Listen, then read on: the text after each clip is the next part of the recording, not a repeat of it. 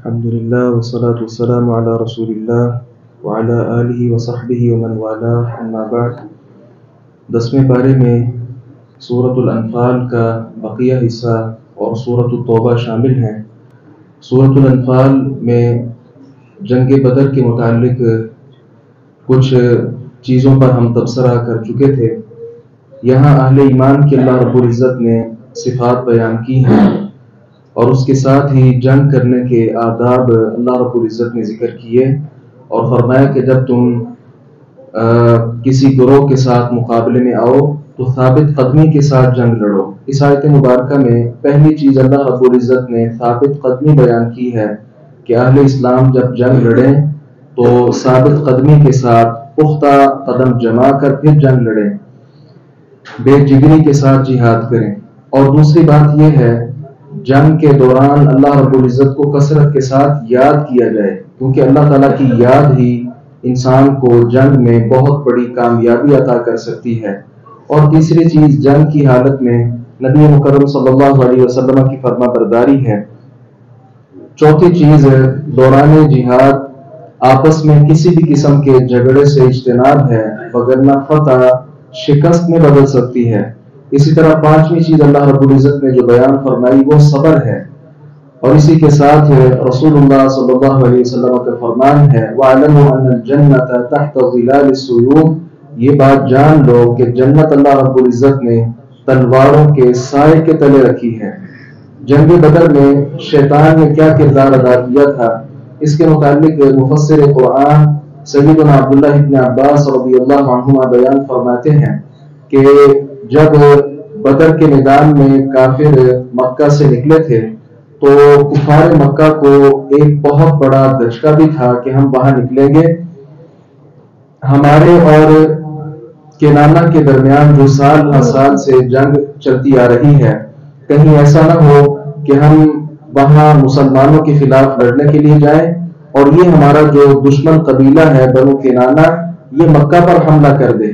تو اس صورت میں سراقہ بن مالک بن جوشم کی صورت میں ابلیس آیا اور ان کے ساتھ معاہدہ کیا کہ ہم بنو کنانہ سے ہیں اور کسی بھی طرح ہم مکہ پر کوئی حملہ نہیں کریں گے، بلکہ آپ کے ساتھ ہم بدر بھی جائیں گے۔ ہوا یہی کہ یہ ابلیس بدر میں شریک بھی ہوا، لیکن وہاں جب اس نے دیکھا کہ اللہ رب العزت کی طرف سے ملائکہ فرشتے جنگ لڑنے کے لیے آئے ہیں، اس وقت یہ وہاں سے گھبرا گیا اور راہ فرار اختیار کی اور کہنے لگا جو میں دیکھ رہا ہوں وہ تم نہیں دیکھ رہے ہو۔ مفسرین نے یہاں پہ لکھا ہے کہ شیطان نے ابلیس نے اللہ رب العزت سے قیامت تک کی مہلت تو مانگی ہے، لیکن اللہ رب العزت نے کہیں بھی اس کو قیامت کا لفظ ذکر نہیں کیا کہ قیامت تک میں تمہیں مہلت دیتا ہوں۔ اس نے مانگی ضرور ہے، لیکن اللہ تعالیٰ نے فرمایا ہے کہ ایک دن تک میں تمہیں مہلت دوں گا۔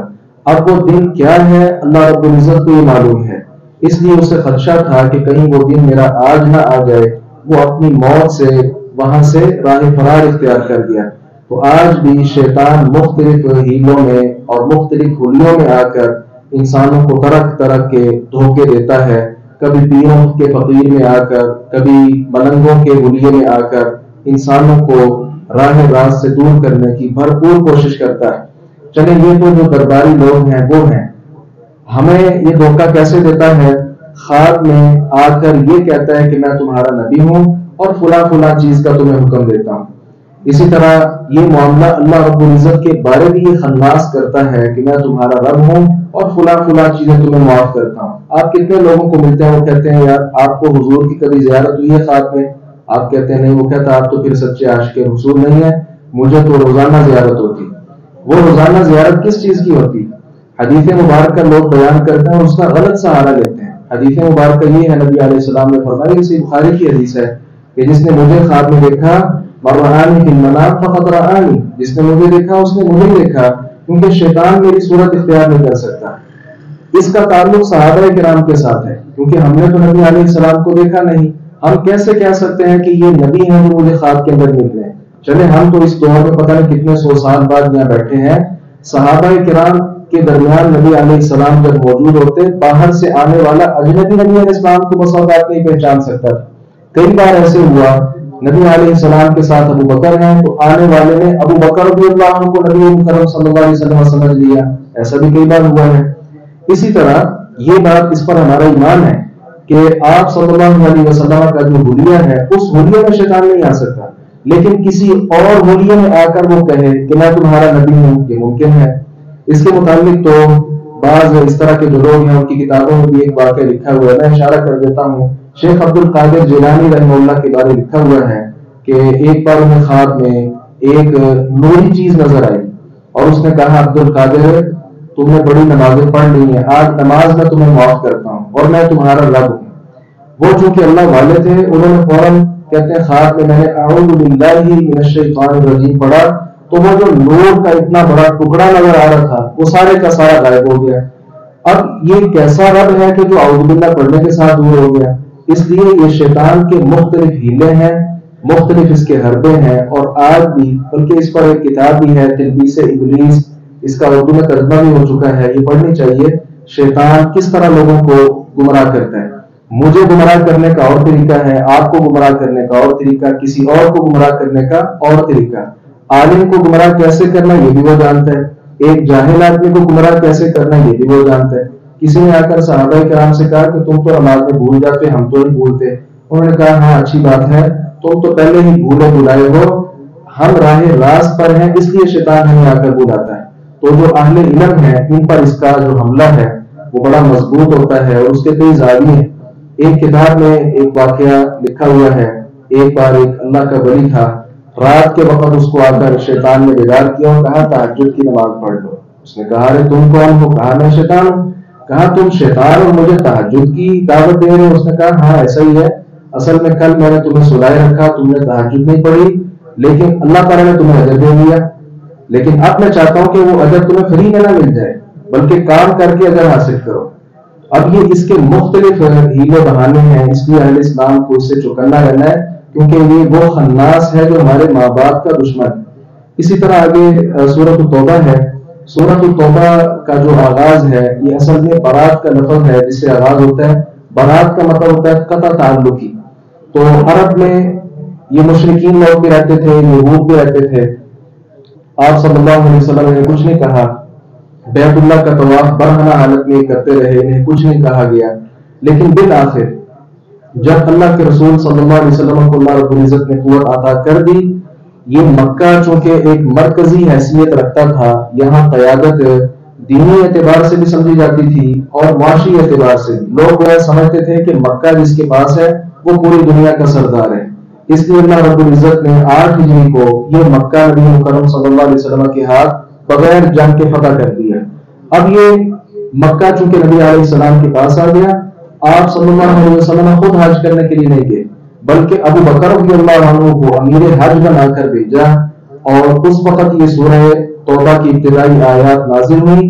علی رضی اللہ عنہ کو وہ آیات نبی علیہ السلام نے سکھائی اور کہا مکہ جاؤ، اور جب ابو بکر رضی اللہ عنہ حج کا خطبہ دیں اس کے بعد یہ آیات پڑھو۔ ان آیات میں کیا ہے؟ مشرکوں کے ساتھ اعلان برات ہے کہ ہمارا تمہارے ساتھ بالکل مقاطعہ ہے، اور ہم یہاں مسجد حرام میں اب کسی بھی مشرک کو، کسی یہودی کو داخل نہیں ہونے دیں گے۔ تو جن کے ساتھ معاہدے کیے ہوئے تھے چند ماہ کے لیے، اللہ رب العزت نے فرمایا کہ ان کے معاہدوں کو باقی رکھا جائے۔ بقیہ 4 ماہ کا اللہ رب العزت نے کہا کہ 4 ماہ کے اندر اندر وہ سارے کے سارے معاہدے ختم ہو جائیں گے، اور آئندہ کوئی بھی اس حج کا، اس بیت اللہ کا طواف برہنہ حالت میں نہیں کرے گا، کوئی مشرک اس کے اندر داخل نہیں ہو سکے گا۔ اس اعلان برات کے بعد اگلے سال جب نبی مکرم صلی اللہ علیہ وسلم خطبہ حجۃ الوداع کے موقع پر تشریف لے گئے، اس وقت کوئی انسان ایسا نہیں تھا جو مشرک ہو اور وہاں پہ وہ برہنہ حالت میں طواف کر رہا ہو۔ تو یہ برات کا اظہار اس کے اندر موجود ہے۔ اس میں ایک بات ہمیں سمجھنی ہے، مسجد حرام کا اور بقیہ مساجد کا حکم اور ہے، وہاں مشرک داخل نہیں ہو سکتا، لیکن یہاں ہم کسی بھی غیر مسلم کو دعوت دے سکتے ہیں، مسجد میں اس کو ٹھہرا سکتے ہیں اور اس کو اسلام کی تبلیغ کر سکتے ہیں۔ مسجد حرام کا معاملہ اور ہے کیونکہ وہ ہماری تمام جو مساجد ہیں اس کا وہ اصل ہے، اس کا وہ مرکز ہے، تو مرکز کو ان ساری چیزوں سے بالکل پاک صاف ہونا چاہیے۔ وہ مسجد حرام میں مشرک آدمی اور کوئی بھی غیر مسلم داخل نہیں ہو سکتا۔ اسی کے ساتھ جو معاہدہ توڑنے والے ہیں ان کے خلاف اللہ رب العزت نے جہاد کا حکم دیا، اور عمل صالح کو اور ایمان کو اللہ رب العزت نے اولین میں ترجیح دی ہے۔ اور اللہ تعالیٰ نے فرمایا کیا تم سمجھتے ہو اجعلتم سقایۃ الحاج وعمارۃ المسجد الحرام، مسجد حرام کی تعمیر اور حاجیوں کو پانی پلانا سمجھتے ہو یہ بہت بڑی نیکی ہے؟ نہیں، اصل نیکی کیا ہے؟ اللہ رب العزت پر ایمان۔ تو آج میں بھی اور آپ بھی دیکھیں، ہم بس اوقات بہت بڑے بڑے نیکی کے کام کرتے ہیں اور ان کاموں کو اپنے لیے آڑ بنا لیتے ہیں کہ میں بہت بڑا داعی ہوں۔ نہیں، بہت بڑے بڑے کام کرنے کے ساتھ ہمیں چاہیے اللہ تعالیٰ پر جو ایمان ہے اس کو مضبوط کریں، تاکہ بڑے بڑے اعمال اللہ رب العزت کے ہاں قابل قبول بھی ہو جائیں۔ اللہ تعالیٰ نے فرمایا کہ کیا تم دنیا کی زندگی کے ساتھ راضی ہو؟ ایک طرف تمہاری اولاد ہے، بیویاں ہیں، مال و متاع ہے، اور دوسری طرف اللہ رب العزت کی محبت ہے۔ ان سب چیزوں کو قربان کر کے اللہ تعالیٰ کی محبت حاصل کرو۔ وہ معلوم ہوا کہ دنیا میں سب سے بڑھ کر انسان کو اللہ تعالیٰ سے محبت ہونی چاہیے۔ رسول اللہ صلی اللہ علیہ وسلم نے فرمایا کہ تم ہیلے کے ساتھ سودی لین دین کرو گے۔ واضح سودی لین دین تو کوئی مسلمان نہیں کرتا، کوئی نہ کوئی ہیلا بنا کر، بہانہ بنا کر ہی کرتا ہے۔ اسی طرح فرمایا کہ تم بیلوں کی دمیں پکڑو گے اور کھیتی باڑی کے ساتھ راضی ہو جائے گے۔ وَتَرَكْتُمُ الْجِهَادَ، اور تم جہاد چھوڑ بیٹھو گے۔ صلی اللہ علیکم ظُلًّا لَا يَنزِعُهُ حَتَّى تَرْجِعُوا إِلَىٰ دِينِكُمْ، اللہ تعالیٰ ذلت تمہارے اوپر مسلط کر دے گا یہاں تک کہ تم واپس اپنے دین کی طرف پلٹ جاؤ۔ تو آج دیکھیں، کیا ہم سودی لین دین نہیں کر رہے؟ کیا ہم اپنے کاروبار کے ساتھ راضی نہیں ہیں؟ کیا ہم نے اجتماعی طور پر جہاد کو ترک نہیں کیا؟ اگر ایسا ہی ہے تو یہ ذلت ہمارے اوپر مسلط ہے، اور ہم میں سے ہر شخص اس کا مظاہرہ مشاہدہ کر رہا ہے۔ فلسطین میں آج کیا کچھ اب تک نہیں ہو چکا؟ غزہ سارے کا سارا تباہ ہو چکا ہے، ہر گھر مسمار کر دیا گیا، ہر مسجد کو گرا دیا گیا، شہید کر دیا گیا، لیکن ہم مزے کے ساتھ اپنے کاروبار میں، اپنے ہر طرح کے معاملات میں مگن ہیں۔ یاد رکھیے گا یہ ذلت ہمارے اوپر مسلط ہی رہے گی جب تک جہاد کو دوبارہ ہم اختیار نہیں کریں گے۔ اللہ تعالیٰ نے جہاد کا یہاں فلسفہ بیان کیا ہے، اور وہ فلسفہ یہ ہے کہ اسلام کوئی مار دھاڑ کا دین نہیں ہے، بلکہ یہ اعلاء کلمت اللہ کے لیے جہاد کا حکم دیتا ہے۔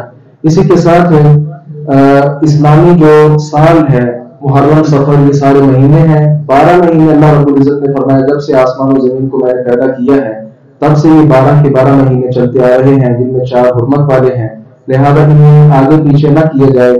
کفار ان میں رد و بدل کر دیتے تھے۔ جہاد جو لوگ نہیں کرتے ان کو اللہ رب العزت نے عذاب کی دھمکی دی ہے، اور کہا کہ تمہیں کیا ہے کہ تم اللہ رب العزت کے راستے میں نہیں نکلتے ہو، اور جو نہیں نکلتے ان کے متعلق اللہ رب العزت نے عذاب کی وعید سنائی ہے۔ منافقین جہاد سے راہ فرار اختیار کرتے ہیں، ان کو بھی اللہ رب العزت نے یہاں پہ خبردار کیا ہے۔ زکوٰۃ کے مستحق کون سے لوگ ہیں؟ سورہ توبہ آیت نمبر 60 ہے۔ پہلا مصرف زکوٰۃ کا فقیر لوگ ہوتے ہیں، فقیر اس کو کہتے ہیں جس کے پاس کچھ بھی نہیں ہے، اور دوسرے نمبر پر مساکین ہے۔ مسکین وہ ہوتا ہے جس کی تنخواہ تو ہے، محنت مزدوری سب کچھ کرتا ہے، لیکن گھر کے جو ضروری اخراجات ہیں وہ آمدن سے کہیں بڑھ کر ہیں، اس کو بھی زکوٰۃ دی جا سکتی ہے۔ اور تیسرے نمبر پر زکوٰۃ وصول کرنے والے جو لوگ ہیں، زکوٰۃ جا کر لینے والے، ہم جانتے ہیں ابھی تو یہ سسٹم ہے نہیں۔ اسلامی حکومت میں کیا ہوتا ہے، اسلامی مرکز سے لوگ نکلتے ہیں اور ہر شہر میں ہر گھر سے جا کر خود زکوٰۃ وصول کرتے ہیں، تو ظاہر ہے صبح سے شام تک وہ سارا اس میں وقت اپنا صرف کرتے ہیں، تو ان کو بھی اللہ رب العزت نے زکوٰۃ کا حقدار قرار دیا ہے۔ چوتھے نمبر پر تالیف قلب کے لیے ہے تو غیر مسلم یہودی ہے، لیکن آپ اس پر خرچ کرتے ہیں کہ یہ اسلام کے قریب ہو جائے گا۔ اسی طرح وہ پھر نقاب، گردنیں آزاد کرنے میں، جو غلام ہیں، نوڈیاں ہیں، کو آزاد کرنے میں اس پیسے کو خرچ کیا جائے۔ اسی طرح الغارمین ہیں، جن پر چٹی پڑ جائے، بوجھ پڑ جائے، چٹی زدہ جو آدمی ہے اس کو پیسے دیے جائیں تاکہ وہ اپنی چٹی ادا کر لے۔ اسی طرح وفی سبیل اللہ، میدان جہاد کے لیے زکوٰۃ دینا۔ اسی طرح وہ اپنی سبیل، مسافر جو ہے، تو یہ 8 مسائل اللہ رب العزت نے یہاں پہ بیان کیے ہیں۔ منافقوں کے بارے میں اللہ تعالیٰ نے کہا کہ یہ نیکی کا حکم نہیں دیتے اور برائی سے منع نہیں کرتے، تو ہمیں چاہیے کہ ہم یہ کام نہ کریں۔ اسی طرح منافقین پر بھی سختی کا اللہ رب العزت نے حکم دے دیا۔ یاد رکھیں، پہلے منافقین کو کچھ نہیں کہا جاتا تھا، لیکن جب اس سرزمین عرب سے کافروں کو، مشرکوں کو نکال دیا گیا، پھر یہ منافقین پر بھی سختی بڑھ گئی۔ اللہ رب العزت نے فرمایا کہ یا ایھا النبی جاہد الکفار والمنافقین واغلظ علیہم، کافروں کے ساتھ اور منافقوں کے ساتھ جہاد کیجیے۔ تو منافق جو لوگ بالکل واضح اعلانیہ طور پر اسلام کا انکار کرتے ہیں، ان کا تو جنازہ پڑھنے سے بھی اللہ رب العزت نے نبی مکرم صلی اللہ علیہ وسلم کو روک دیا. تو آج بھی جو شخص کلمہ طیبہ تو پڑھتا ہے لیکن اس کے باوجود اسلام اس کو اچھا نہیں لگتا، وہ واضح کہتا ہے مجھے اسلام کی سزائیں اچھی نہیں لگتی، اسلام کا فلاں کام اچھا ہے فلاں، تو وہ نفاق سے کیا کم ہے؟ اس شخص کا جنازہ پڑھنا اس کا کوئی معنی نہیں ہے. اسی کے ساتھ اللہ رب العزت نے یہاں غزوہ تبوک کا بطور خاص تذکرہ کیا ہے. آپ صلی اللہ علیہ وسلم تقریباً 10,000 کا غالباً لشکر یا اس سے زیادہ تعداد تھی جو لے کر روم کی طرف نکلے ہیں. اصل میں روم اس وقت کی سپر پاور تھی، اس نے یہ سمجھا کہ یہ مدینہ چھوٹی سی بستی ہے اور آہستہ آہستہ پورے عرب پر یہ غالب آ رہی ہے، کہیں ایسا نہ ہو ہمارے اوپر بھی غالب آ جائے. اس نے جنگ کا اعلان کیا. آپ صلی اللہ علیہ وسلم نے کیا فرمایا کہ ہم اس کے آنے سے پہلے اس کے پاس چلے جاتے ہیں. تو آپ ہزاروں کی تعداد میں صحابہ کرام کو لے کر ساتھ نکلے اور وہاں جا کر تبوک میں آپ نے پڑاؤ ڈالا. 20 دن تک آپ وہاں قیام کیا اور ان کا انتظار کرتے رہے کہ ہمارے ساتھ آ کر یہ جنگ کریں، لیکن وہ ڈر گئے کہ مسلمان اگرچہ کم ہیں لیکن ان کے اندر جذبہ بہت زیادہ ہے. تو اس وقت جہاد کی صورتحال یہ تھی. اور موجودہ دور میں ہم دیکھیں کہ جہاد کے معاملے میں ہم کس قدر پیچھے رہ چکے ہیں.